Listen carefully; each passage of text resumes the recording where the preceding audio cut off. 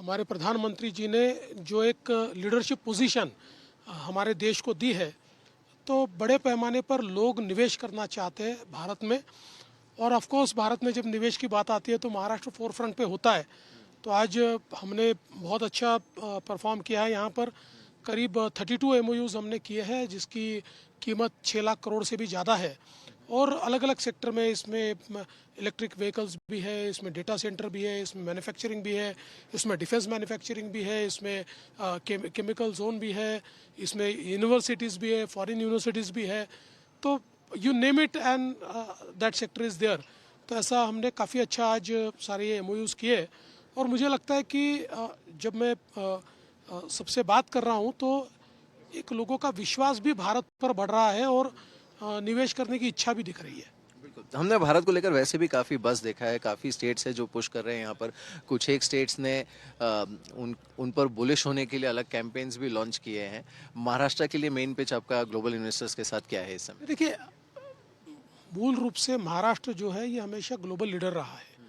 अभी भी आप अगर देखेंगे तो पिछले 6 महीने में देश में जितना विदेशी निवेश आया, जितना एफडीआई आया, उसका 40% अकेले महाराष्ट्र में आया है। 60% इज रेस्ट ऑफ इंडिया। सो महाराष्ट्र एक ग्रोथ इंजन है, एक पावर हाउस है। मुंबई फाइनेंशियल कैपिटल है। लेकिन अब हमारी ग्रोथ स्टोरी केवल मुंबई या पुणे तक सीमित नहीं है, अब वो आगे बढ़ चुकी है। नासिक ग्रोथ स्टोरी का पार्ट है, संभाजीनगर ग्रोथ स्टोरी का पार्ट है, जालना ग्रोथ स्टोरी का पार्ट है, गढ़चिरौली है, नागपुर है। So this growth story is increasing.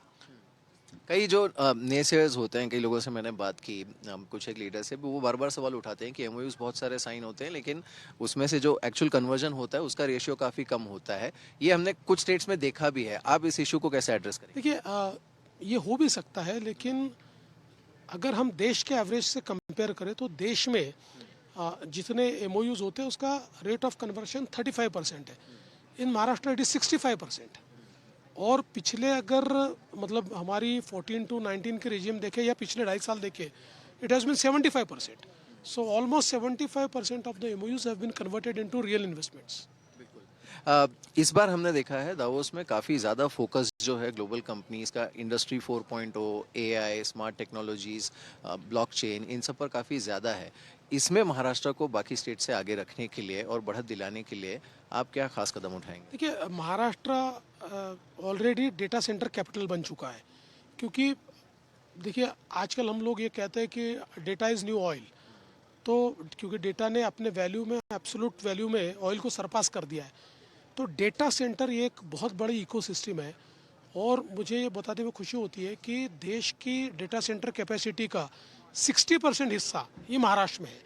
और आज भी हम लोगों ने करीब 75,000 करोड़ के डेटा सेंटर्स के एमओयूज़ किए हैं अमेज़ॉन के साथ, माइक्रोसॉफ्ट के साथ। तो मुझे लगता है कि we are ahead of the curve.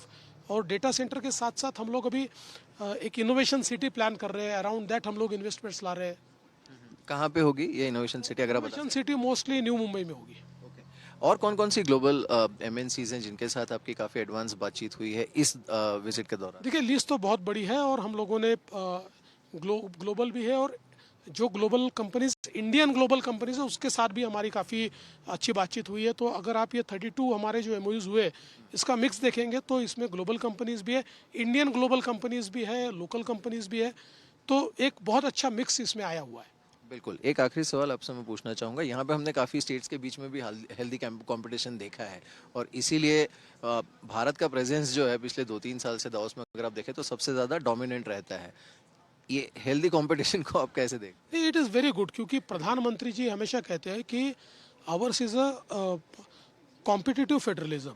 मतलब एक प्रकार से हम कोलैबोरेटिव फेडरलिज्म में भी है और कॉम्पिटिटिव फेडरलिज्म में भी है, और वो होना भी चाहिए। बिकॉज आज प्रधानमंत्री जी ने ईज़ ऑफ डूइंग बिजनेस का इंडेक्स लॉन्च किया, तो सारे स्टेट्स को ये लगा कि हमने इस पर काम करना चाहिए। क्योंकि इंडेक्स में अगर हमारा नाम नीचे चले जाएगा तो कहीं ना कहीं हमारी मतलब साख को एक दाग लगेगा।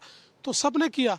तो मुझे लगता है कि इट्स वेरी हेल्दी कंपटीशन। और देखिए, if India has to grow, अगर भारत को ग्रो करना है तो कोई एक स्टेट ग्रो करके नहीं होगा। एक समय था जब महाराष्ट्र, गुजरात, तमिलनाडु, आंध्र जैसे कुछ स्टेट्स थे, कर्नाटक था कि जो ज़्यादा ग्रो करते थे या जहाँ ज़्यादा निवेश आता था। अब 12 स्टेट्स ऐसे हैं कि जहाँ कॉम्पिटिटिवनेस है, जहाँ निवेश हो रहा है, जो अपने आप को प्रोजेक्ट कर रहे हैं, जो प्रेजेंट कर रहे हैं, जो अपने अलग अलग प्रकार के टेम्पलेट्स तैयार कर रहे हैं, अट्रैक्ट कर रहे हैं, तो देश इसी से आगे बढ़ेगा। इसलिए मुझे कोई दुख नहीं है, मुझे खुशी है। अगर हमारे देश के बाहर निवेश जाए तो मुझे दुख है, लेकिन अगर हमारे देश के स्टेट्स आपस में कंपटीशन करें और निवेश ले जाए तो अच्छी बात है। बिल्कुल, चलिए बहुत बहुत शुक्रिया फडणवीस जी हमारे साथ बातचीत के लिए। Thank you so much.